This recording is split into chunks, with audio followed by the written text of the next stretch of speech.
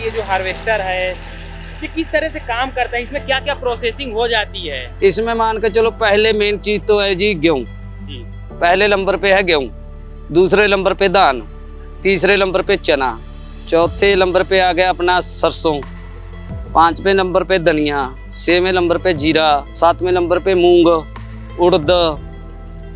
भी जो फसल भी मान के चलो किसान एक जो भी बोएगा तो काटेगी, पूरा दाना निकालेगी, मतलब साफ सुथरा बिल्कुल। ये नहीं है कि मानो जैसे अपन ने थ्रेसर लगा लिया, थ्रेसर में थोड़ा धूड़ आ गया, मिट्टी आ गया, ये नहीं। इसमें पंखा लगा हुआ है अलग से, 3 झारने डालते हैं, जाली डालती हैं, तो आगे काटेगी। काटने के बाद इसकी मिसलाई होगी, उसके बाद फिर आएगा 7 फुट का झारना जाली, उसके बाद उसके नीचे फिर जाली है, पूरा सीधा पेटी में डालना है।